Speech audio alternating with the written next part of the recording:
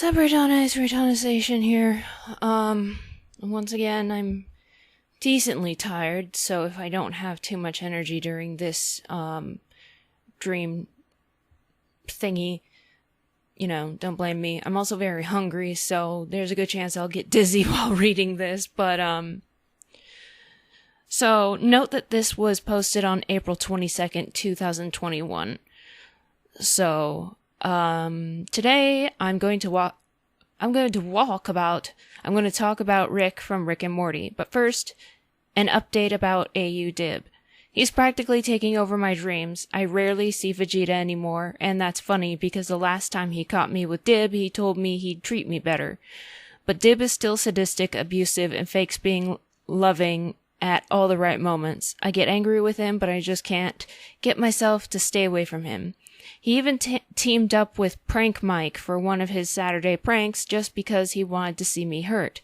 That prank was so awful, it was one of the worst nightmares I've had recently, and in dream, it had me coughing up blood, and other people he had helping him said, "Dude, we took it too far this time," so they ended it before completion. Anyway, Rick.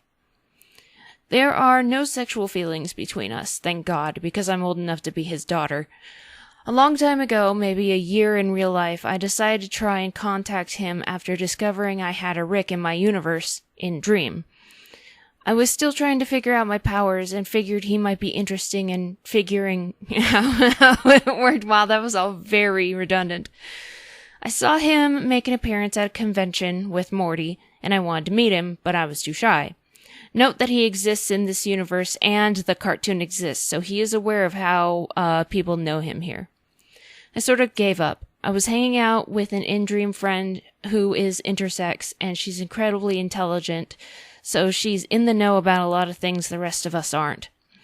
She had access to an online video game where you actually get sucked inside to play, and anyone in the universe can play.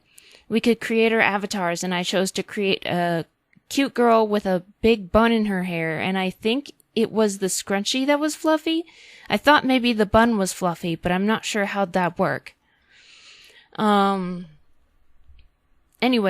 it was like TF2, Team Fortress 2, except whatever powers we possessed outside of the game were able to be used in the game itself. My shield power works 100% of the time, and literally nothing can break it. I had powers that made it unfair to other players to on top of weapons provided by the game. Hang on, I gotta close something real quick. Yeah, me. Okay. On top of weapons provided by the game. I was basically decimating everyone. I thought I heard Rick's voice over the chat, so I asked, just out of curiosity, is there a Rick Sanchez in this server? When he confirmed, I told him I have something that might interest him. Naturally, he scoffed and tells me everyone says that just to get in his inner circle, but I told him I was serious. He could see my username, Reitanna, and my avatar, and he said, "Alright, Fluffy Bun, if you can kill me, I'll hear you out." He used Fluffy Bun as an insult, like saying, "I don't give a shit about whoever you are enough to address you by your username." Apparently, Rick was pretty unbeatable because, being the smartest man in the universe, he hacked some of his own weapons into the game and destroyed whoever tried to touch him. I found him, his avatar was just him, and he tried to kill me, but my shield made me invincible, and I managed to kill him. He didn't accept defeat and said, "Beginner's luck, let's see if you could do it again." We were basically chasing each other around the map, trying to kill each other, and he witnessed my powers. I saw that I could use telekinesis to redirect missiles or even make a shield around them so that they exploded safely inside. I use this power a lot when terrorists are attacking my dream world. He witnessed my invisibility, my fire powers, my electric powers, and laughed at my bubblegum blast until he realized that it literally stuck him in place so I could easily kill him.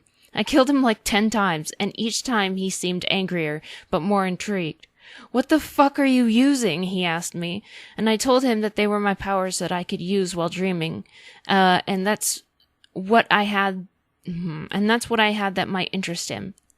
He finally conceded, and we started talking over the voice chat, and I went to play a minigame, which I want to actually make into a sport for Encephalon. Let's take a break so I can explain it. Yay! So the way it works is you're standing on a platform that moves along a track through different kinds of areas, like levels. You have a baseball bat attached to the platform by a chain so you don't lose it. You had a ball attached to the bat by an elastic string, and then 10 sticky white circle things, about the size of your palm. These were targets. The point of the game was to throw these sticky targets to stick on a wall or object of a level while you're moving, and then try to hit the target wherever it landed with the ball. Sometimes the target would land somewhere you hadn't meant to stick it, making it more difficult to hit, but you would get points depending on the type of surface it stuck to and what angle you had to try and hit it at. If the target didn't stick and fell away, you wouldn't lose points. You just wouldn't be able to get it back. If you missed your target, you lost points, and you only had one chance to hit each one. It turned out I was surprisingly good at it. I'm good at tons of things in my dreams that I could never do in real life. Anyway, I was telling Rick about which powers I had and the ones that didn't work all the time. I explained that sometimes I gain new powers. The most recent one I got is the ability to spit acid, and sometimes it's harmless, and sometimes sometimes it's harmless, and sometimes I just end up throwing up. And I've had different types of training to acquire new abilities as well. The more I talked, the friendlier he became, and his voice told me he was very interested in trying to figure out how I work. So he told me to private message him. I did so, and we set up to meet in person at an arcade. He continued to call me Fluffy Bun, even after I told him my real name, but now it was more of a term of endearment. So we met, and I was anxious, and I told him about my social anxiety. He didn't have a problem with it, invited me to get in his car, and asked me to basically tell him my life story. He took me to his home so that he could not just converse with me, but run tests on me. All were harmless, unlike Dibs. And after that, we became like best friends. Sometimes he comes to pick me up unannounced, in which I'm like, why didn't you text me first? And he always greets me with a, hey, Fluffy Bun! I wish I could have you hear how he says it, because you're definitely imagining it wrong. He's always happy to see me and discuss things, even though I'm nowhere near as intelligent as he is. He wanted me to vent to him about problems too, and during 2020, he was really disgusted to hear what I was dealing with in the real world and wished he could help. He never calls me anything but Fluffy Bun.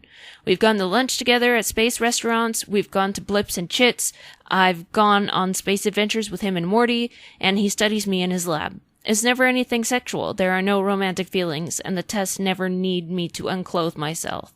Did I spell that right? Oh, who cares? Again, unlike Dibs, but he's perverted.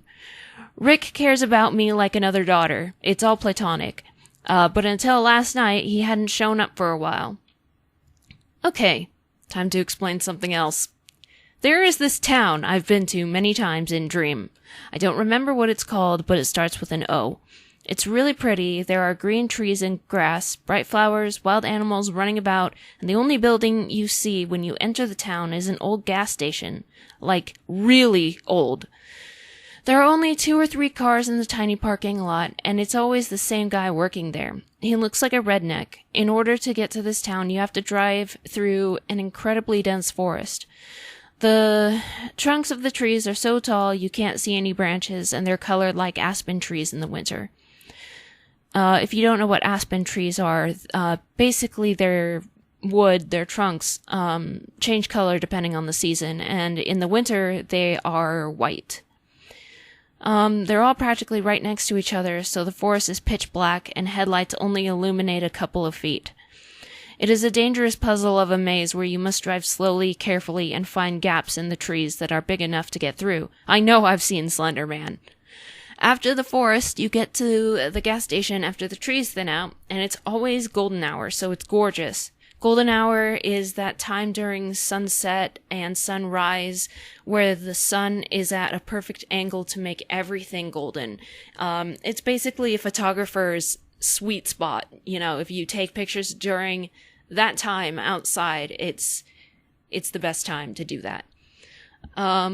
Though the station is an eyesore, you go in and ask the man what's further out, and he says it's a fair walk to the houses and church. Then he will tell you, if the road becomes foggy, stay on the right side, keep your voice down, and watch your feet as you walk. Do not look at the bison. Weird advice, but okay. There are no cars on the road. In fact, there's a sign that says, no vehicles beyond this point. So you have to leave your car in the parking lot of the gas station. The other couple of cars looked unkempt and rusty, and you'll later find out that they have been there for a few decades, as the owner has never returned. The first time I found this town, I was driving with Senpai. We had entered the forest by accident, and were panicking as we tried to find our way out.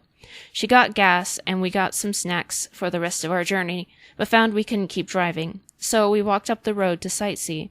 The trees were gorgeous, the land was gorgeous, and the animals had no problem being near you as long as you didn't touch them. Then came a bridge overhead, a long tunnel, dark, and on the other side, no trees, no grass, no animals. It was foggy, Silent Hill foggy, and on the left side were rocks that led up to a cliff. On the right side were less rocks and a cliff. So on the left side, the rocks were built up, so there was a cliff above us, and on the right, we were evened out with the cliff, so it would lead below, so we could fall off if we weren't careful enough. We remembered the man's instructions, but weren't sure whether or not to take them seriously. We walked in the middle of the road, talking normally, and then, in the distance, we see a bison slowly walking toward us on the left side of the road. A little freaked out, we moved to the right side to let it pass, hoping that it wasn't violent. I glanced at its eyes and saw they were dead white. I felt dizzy, so I immediately looked down at the road. Senpai had done the same thing. We had no idea what was going on, but we continued, whispering now, and being weirded out as more bison, in groups of 2s, 3s, and 4s, passed us slowly on the right side, not even acknowledging our presence. It was really difficult not to watch them, and finally Senpai rose her head to look at them. The nearest bison turned to her and locked eyes with her, and neither of them moved. The rest of the bison carried on. I was flipping out, trying to stay quiet and not look at the animals to figure out why Senpai had stopped. Her eyes didn't blink, and they were locked with the bison's gaze and emotionless expression on her face. She didn't move. She wasn't even breathing, like a stone statue. I was crying, but... Kitty? Was that you? Meow? Are you in here? I thought I heard you meow. Wasn't even like a stone statue. I was crying, but the longer I stood there with the bison in my peripheral vision, the dizzier I got, and the more I too wanted to these typos, to stare into its eyes. I had no choice but to keep walking up the road, hoping someone in the town knew how to save her. No other person was on the road. I found the town through a small section of dense pine trees, which was beautiful, just like the area before the fog. There was only one road, the one I had been walking on, and it moved up at a slight slope. There were houses packed close together on either side of me. I journeyed further and saw that the road ended at a large church. There was literally no way to go further, as there was no more road, and a huge rocky cliff was all that lay beyond. I saw that the cliff wrapped around the town. There was nowhere you could go. I imagined that the town got dark really early as the sun set behind the cliffs, which it was starting to do. I went into the church and saw a sermon going on.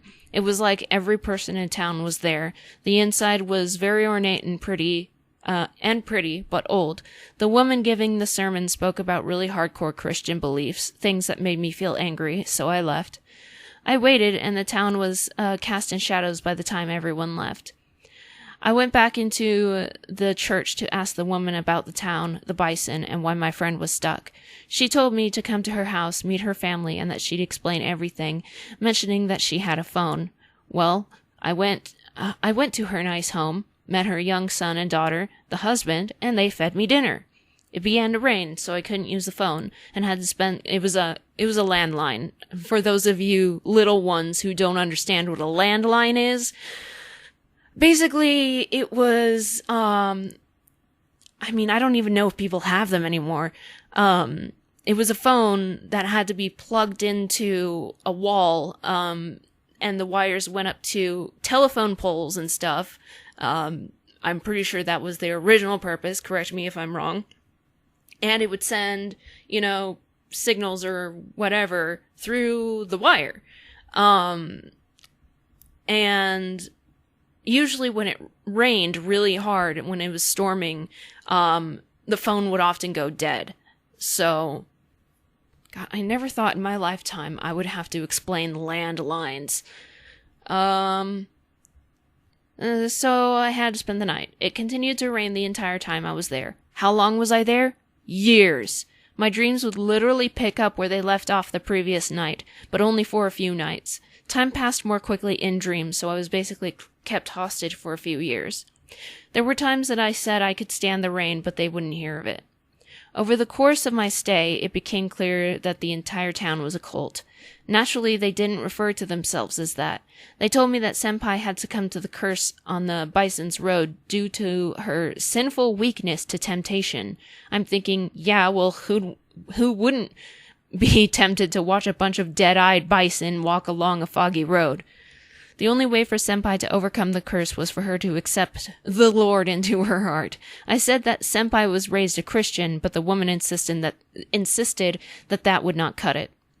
As time went by, the family became stricter with me, especially since I wouldn't go to church. They forced me to the church once, and their sermon made me so angry I spoke out against them. This led to my imprisonment in some kind of wooden house with other people inside, sleeping on beds thrown together with wooden planks and thin, moth-eaten blankets. They were all starved, moved slowly, and had deep shadows under their eyes. The woman would come by and preach to us, giving us a little bit of bread and a bucket of water. There was no means of a bathroom, but it didn't seem like any of us needed to use one anyway. Thank God!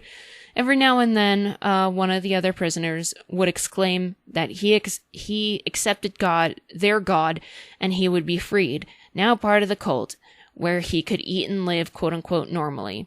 I was stubborn. Also note, this was before I met Rick or even Vegeta, and I barely had powers, only being able to float, which I couldn't always control. I couldn't force my way out, and I was getting weaker each day. Finally, I decided to fake it. I accepted their religion, and I was released, back into the woman's home. I went to church, and I didn't everything they said in a desperate... What? What did I mean by that? That's a big typo. And I didn't everything they said in a desperate... Okay. I think I meant I did everything they said in a desperate attempt to figure out how to save Senpai and leave. All of the cult members were happy, so stupidly happy, and all they ever talked about was God. I snuck out of the house one day to do some shopping and discovered that throughout the church there were traps designed to kill whoever got into one. I'm like, why would I discover that if I gone shopping? It's because I didn't go shopping. I snuck out of the house one day to do some snooping. I snooped and found the traps. Wow. There were traps designed to kill whoever got into one. Not only that, but there was a medical facility that was beyond these traps, where people would go if sick, and if they were lucky enough to get past. They didn't know about the traps at all. These things were like parts of the ceiling lowering with circular blades, to tear through a person's head. I can't describe these as well as I saw these, and I'm currently seeing them. I remember what they look like. A bathroom with a conveyor belt you got trapped on to be put in a giant paper shredder. Areas with spikes on the floor and ceiling to crunch you like a big mouth. Walls with blades, and more. If a person saw their colleague get murdered, they'd freak out and either turn back or continue to the hospital to try and get help. None of them ever caught on, and it was always a mystery to them when people got killed by the traps in front of them, or went, quote-unquote, missing, when no one was there to witness their death. I got sliced up pretty good while exploring this place. I made it to the hospital, and they admitted me to be examined and cleaned up. I wasn't sure if I trusted them. I had to wait for a long time, and other people in the waiting room looked tired, and some had massive injuries that had healed already, but wrong because they hadn't been treated. There were no corpses, though. I decided to sneak past the receptionist to get a look inside the rooms. The patients were being tortured and killed, and the doctors were collecting their blood in buckets. I was spotted, detained, and strapped to a metal table, where I was stuck with a syringe. The drug made my vision fuzzy. But I could see the doctors cutting me, and even took out my brain. I felt some of it. I ended up fainting, or dying. I'm actually not sure. I woke up on the table, no longer strapped down, and with needles everywhere, under my skin, in my mouth and throat, on the tips of my fingers, poking out of my arms and legs, everywhere. To this day, I am still finding needles in my skin. It's awful. It's horrible. I'm like, what is this pain? Oh god, there's a freaking needle in my finger, and I have to remove it out, and sometimes there's no opening, so I have to, like, cut my skin open, try to push it out, and it is freaking painful as shit. I began removing each one that I could get to, which was very painful, and even more painful were the ones I was forced to leave in. I noticed that I had been carelessly stitched up, even my head, and I assumed my brain had been put back. The drug was still making me feel lightheaded. Both the hospital and church were empty, and it was raining again. I hobbled back down the road into the foggy area, and bison were still just walking. I couldn't tell where they were even coming from, but I couldn't really get a good look anyway. I made it to the bridge, and the bison were disappearing into the darkness. Senpai and the staring bison were no longer there. In both physical and emotional pain now, I got back to the gas station, the area as pretty as ever. There was no rain on the Bison Road or the gas station area, and saw that Senpai's car was rusty and in shambles like the others. I checked inside. Senpai was not there, and I grabbed my stuff, her stuff, and walked through the thick forest. This time it was not a maze. It was not scary, nor was it pitch black. It wasn't as thick, and I was on the other side in no time. I arrived at the place Senpai and I had been trying to go all along. I found a much nicer gas station, bustling with cars and people, and asked to use the phone.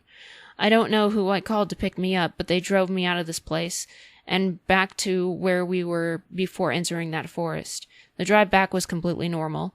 Senpai didn't appear in my dreams for a while after that, but when she came back, I noticed that she was loud, hyper, childish, and annoying as shit. And she's also lost so much weight that she looks like a different person. She's curvy and she's gorgeous, but she's, and I should add to that list, she's also cruel, like she doesn't care, and loud and hyper and childish. She is not like this at all in real life. Ever since then, she's been this way. Many times I have found myself in that forest again and ending up in that town, but with different people. One person drove so fast through the forest I was preparing to die, but we got through no problem. The woman remembers me. Oh yes, she remembers me. She's held me in her house again, but my powers had been developing. Senpai doesn't remember the trip at all. Not only that, the town is never in the same place. We found the forest leading to it near a beach. It just pops up wherever, and you can't get to your original destination unless you visit the town, get past the Bison Road, go to the church, try to avoid being converted, and making your way back. Apparently, I'm one of the only people who had been able to escape in decades. I end up escaping with the people who were with me sometimes, and they never remember the trip, even if they never got hurt or cursed by the bison. So what does this have to do with Rick? Let's make our way to that. Night before last, a guy stuck me... Oh my god, they were outside noises that scared the shit out of me. Night before last, a guy stuck me with a syringe and injected some kind of drug that made me high, and I was hallucinating and nearly falling asleep at the same time. This was at school, college, and he injected it into me so that he could force himself on me. But with my strength and powers, I was able to be coherent enough to kick his ass before he could even touch me. I tried to get to the nurse. I got injected with stuff all the time, and she usually has an antidote, but she wasn't there. The next in-dream day, I was still woozy, but in-dream Michael said I had to go to school or we wouldn't have a house. I won't explain that right now. The school was right next door. It looked like a high school mixed with an elementary school, but it was a college. Go figure. Which would actually fit perfectly in Smilesville. Anyway, the guy who drugged me tried to apologize, as if all he did was spill milk on me, but I wasn't having it and told him to stay far away from me. He had been an acquaintance prior to the attack, along with some of his guy friends, who also wanted to get in my pants, but would never force me. They too wanted nothing to do with him. The next real-life night, last night, I was still recovering from the drug, but I guess it was a weekend, but not a prank day. Though Prank Mike and Almost Mike, a version of Michael who isn't abusive but isn't the nicest guy either, never show up at the same time. I don't think any of the versions of him do. but Pre-Bison Senpai and Annoying Senpai have been in the same place at the same time. Anyway, I was lying in my bed, the one I slept in when I lived with my grandmother, and I was waking up in dream. I thought I heard Rick's voice, so I was like, yay, Rick is here! I got up, but my vision was still blurry. I was dizzy and having trouble walking. He was speaking to Beth in the garage for some reason. I don't know why Beth was there, but I said the most embarrassing thing to Rick in a very slurred voice. Oh my god, I remember this. Hi, Pony. I just heard your voice and thought I'd say hi. Okay, bye. As I went to my room, I realized what I said and I thought, he's never going to speak to me again. The next in-dream day, I was telling a friend what I said to Rick, and she was like, he's not just going to ditch you, though. I said, I called him Pony. And then I saw Rick in his car, and he landed in front of me, because it's a flying car. Smirking nastily at me, he got out and said, hi, Pony, just wanted to say hi, Pony. The drug had worn off at this point, so I was coherent. I shouted that it wasn't funny, and after making fun of me a little more, I told him what was wrong with me, and we hugged. He told me he could tell I wasn't right, and that he wouldn't end our friendship over that, but never call me Pony again. My dream changed, and I was with Badass Mike. He's more like real Michael, but he has powers and weapons too. And he's like a good guy. He's willing to protect people. He's willing to protect me. But with my powers and my weapons, we usually pair up. And honestly, I don't know which one of us is stronger. But he has powers and some friends, and quite a number of people who either hated me or had no opinion. There's this girl who constantly bullies me, even though she claims she's in love with me. And she and her best friend, also a bully, were there. I feel like they have names, but I can never remember. There's a girl named something that starts with an S, and she's really smart, but changes her opinion of me from being okay with me to hating me, to being scared of me, to trying to be my friend. I think her name's Stephanie. It's either Stephanie or Stacy. She's friends with some different girls who hate me and accuse me of lying all the time, so S sometimes accuses me of being a liar because I haven't been able to prove that I'm not. Rick was not in this group, but a girl's mother, Mary, was with her daughter, Ashley, both people I knew in real life. We stopped by a fast food place to eat. We were all walking for some reason, and we were originally on our way to a city, but I saw the forest sitting right on the road. My heart sank, and I got everyone's attention, telling them the situation and that we had to go to this cult town in order to go to where we needed to be. I explained the bison thing, and people were like, what? I was accused of lying again, but I pressed, under no circumstances should you look at the bison. Then I warned them that death was a possibility if they trekked on, so a few people stayed behind. Annoying Senpai somehow joined us. I made sure that everyone knew to whisper if the road got foggy. Everyone followed me through the trees. I must mention that Mary and Ashley, as well as S and a few others, had been there before, but they couldn't remember. I explained this to them. Again, I was apparently lying. The gas station came into view. All of the cars that had been there were still there, but Senpai's wasn't. Everyone admired the scenery until we passed under the bridge and the road was foggy. I made everyone stop and reiterated everything I said. Stay quiet, don't run, and don't look at the bison. Now, for some reason, I was walking way slower than everyone else, and alongside me was the girl who I've wanted out of my dreams for real-life years. She's based off a real person, and she's really fat, so her walking slow made sense. My dreams switched again, like I had two different bodies, but my consciousness could only be in one. I was back with Rick, who had been shining a light in my eye to see why I had stopped moving or talking. I recoiled at the light and explained what was happening, and he was confused as I was. I also explained the road and the town, and asked him to help everyone get through alive. He agreed, and we got in his car and flew off. However, my body did not go with, and I was just standing there where I'd been before. Rick didn't turn around, but I think he was able to track where my other body was.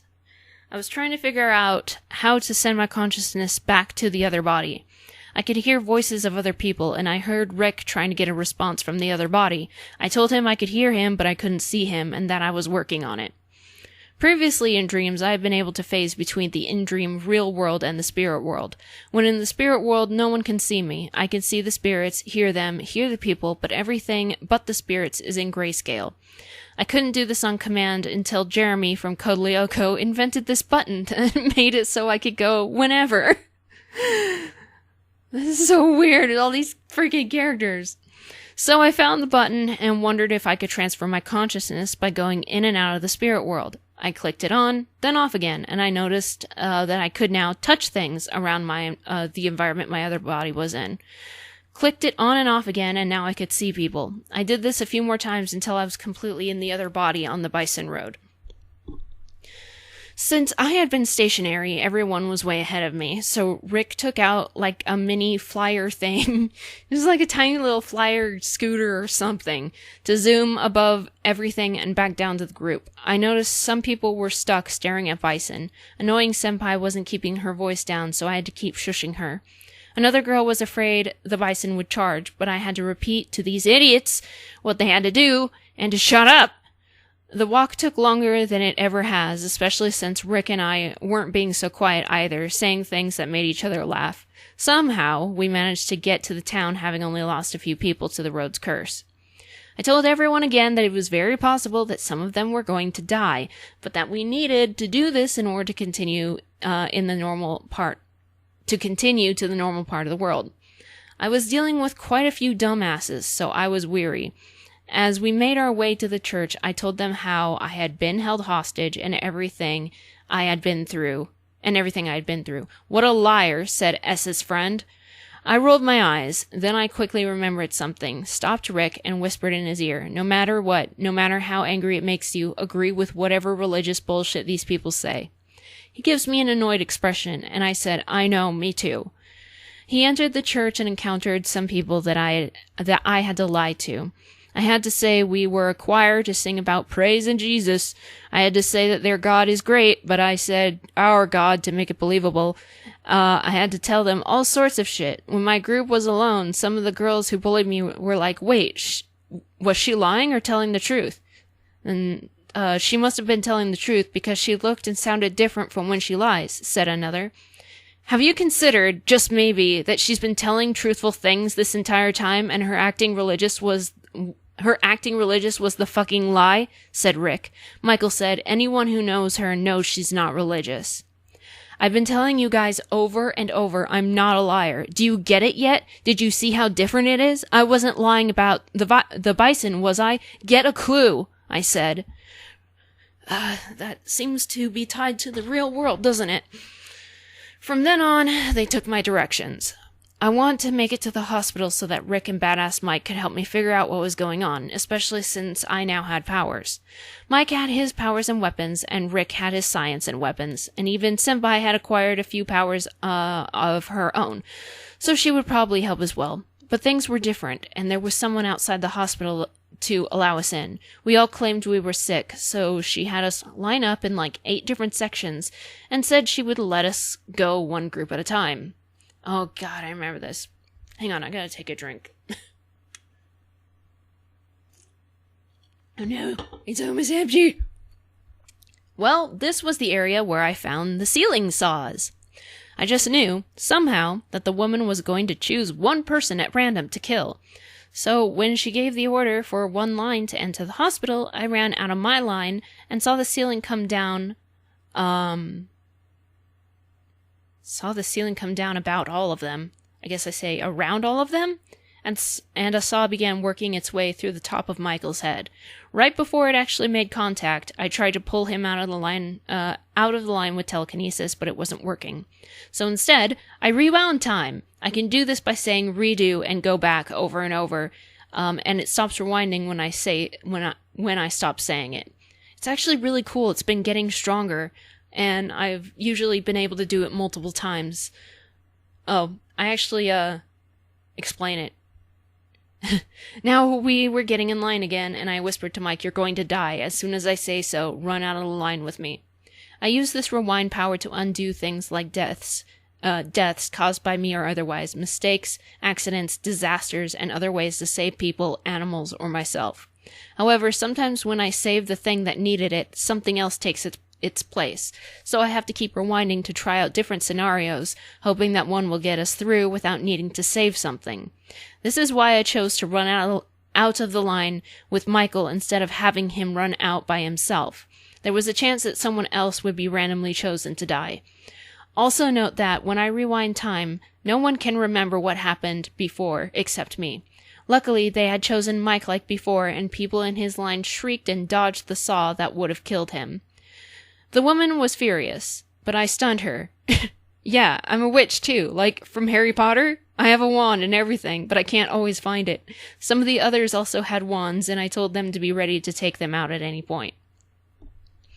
We ended up in the waiting room, and I told the receptionist that everyone had COVID except for me, who needed surgery for something, which I can't remember. The receptionist left, probably to go talk to the doctors, and I briefed everyone on what was going to happen and what they all needed to do. Rick, Mike, and Senpai would come with me into the next area, and everyone else would stay in the waiting room to, 1, be safe, and 2, catch anyone who might run out of the next area, like a doctor. S was going through some books, putting together things she learned about the town so far.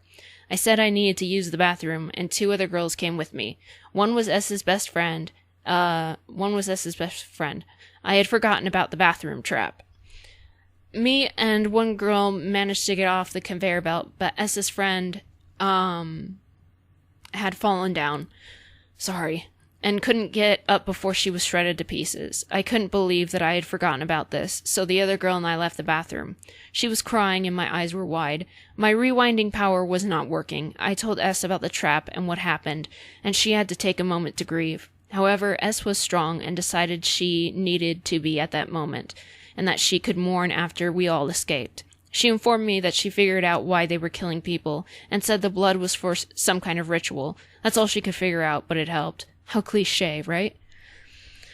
So me and my close friends made our way to the doctor area, but no one was there. No patients, no doctors, not until we came across the receptionist, who said she'd take me to the surgery room.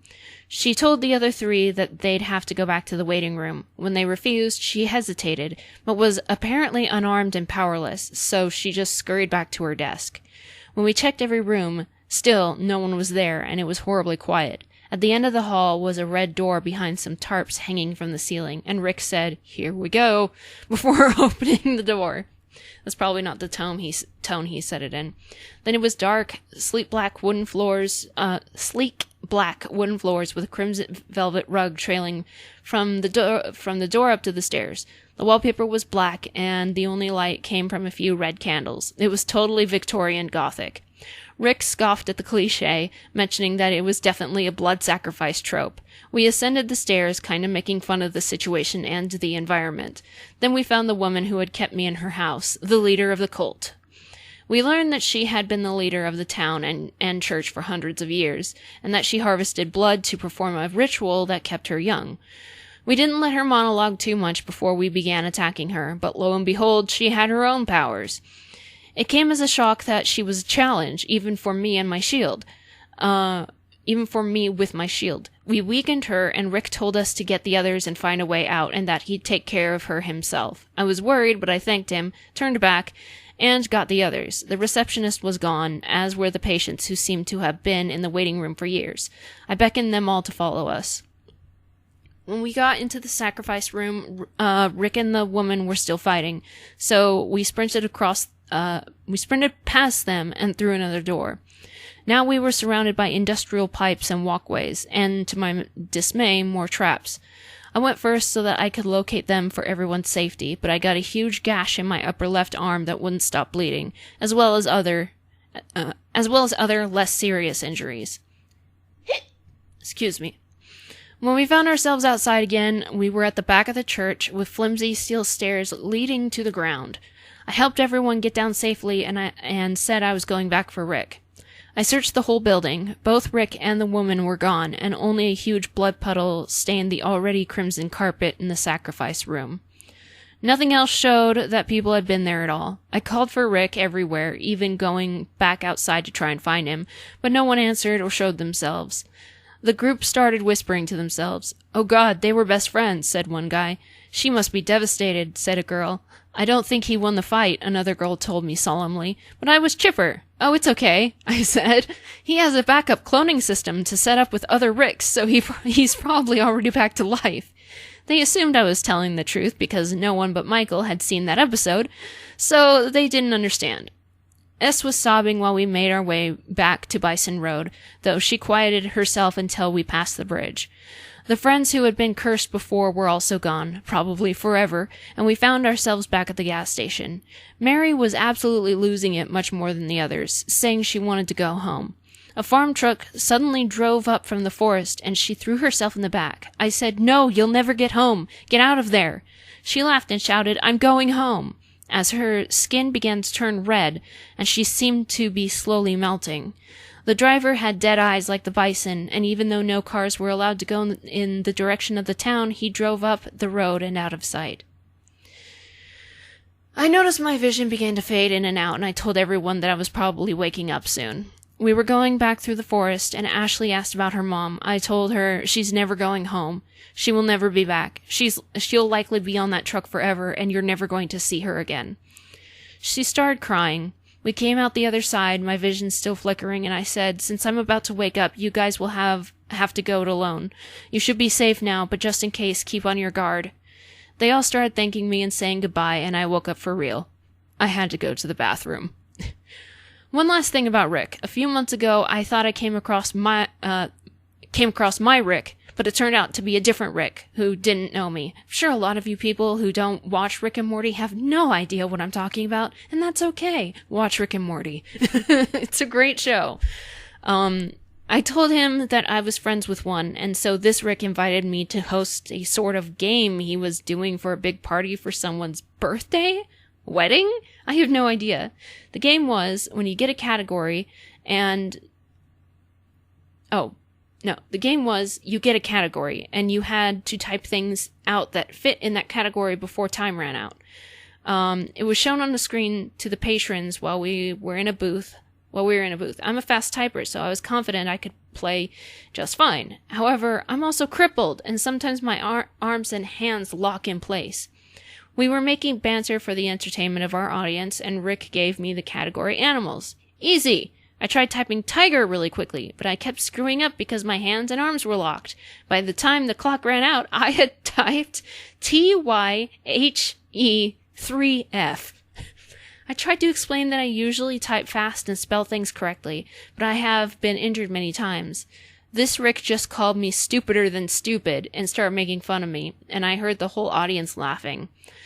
I started crying and ran outside. My anger made me power up, and I went Super Saiyan. Apparently, I can do that even though I'm not actually a Saiyan. And I've made it to blue. And Vegeta showed up. I told him I was going to kill everyone in the building, including that Rick, because even though he wasn't my Rick, it still felt like one of my best friends had betrayed me. I destroyed some stuff out of anger, but Vegeta managed to calm me down. He knew how I felt, he had been there before, and he had killed many people. He said it just wasn't worth it, so instead, I just lay down in a depression and moped. Vegeta had to leave, and when the party was over, people laughed at me as they exited, calling me an idiot. I did end up going back to the booth and shouting at Rick, but he just got angry and told me to get out. I hopelessly laid on my back outside of the booth room and continued moping, even after Rick left. So that was not a pleasant experience. I was afraid that I wouldn't even see my Rick again. Sometime after, I was at a party and I heard someone say, "Rick is here." He texted me to try and find some blonde girl. I ran up to him and said, "Did you say Rick Sanchez is here?" He said, "Yeah, are you the blonde girl he's looking for?" I nodded and exclaimed, "Why didn't you tell me he was coming?" Well, I grabbed my jacket and ran out into the night-stricken parking lot. Oh, I was saying that while I was... Okay. I saw him step out of his car a few yards away, and he waved and called, "Hey, hey, Fluffy Bun!" I ran over to him, scolded him for not telling me he was coming, and hopped into his car. He took me to lunch somewhere, because it was lunchtime somewhere. When I got back, I told Almost Mike where I had been, and he looked stern. Some in-dream time later, Rick flew overhead and shouted, "Fluffy Bun, want to go to Blips and Chits?" I started getting ready to go, and Almost Mike was like, "Why do you spend so much time with him? Are you fucking him?" I rolled my eyes and told him that the feelings Rick and I had for each other were far from sexual, and that we were just friends. Mike didn't believe me, so I left in a huff. I told Rick about Michael's suspicions, and we just laughed about it.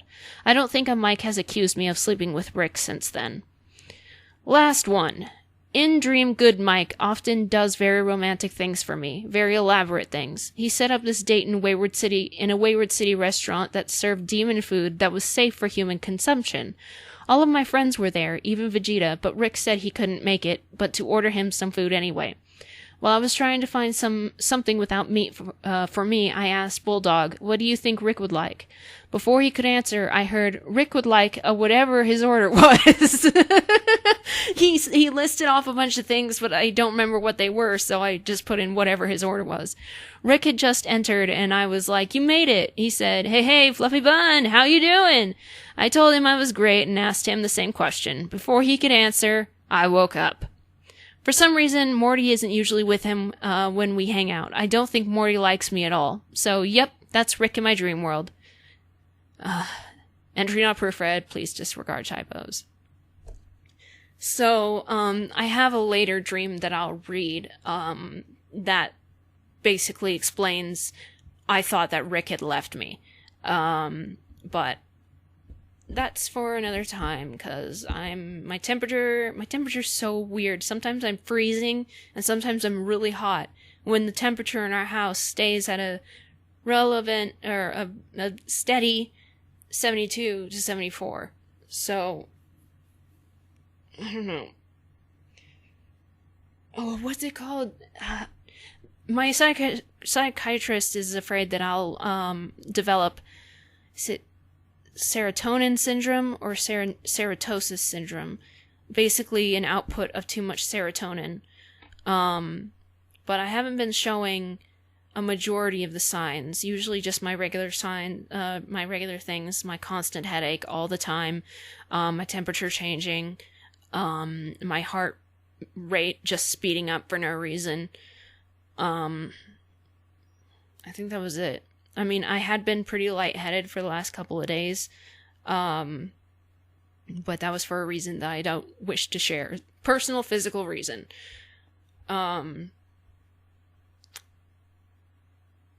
So I'm gonna go, and I really wanted to do artwork for this, but that might not happen if I want to get it out quickly enough, because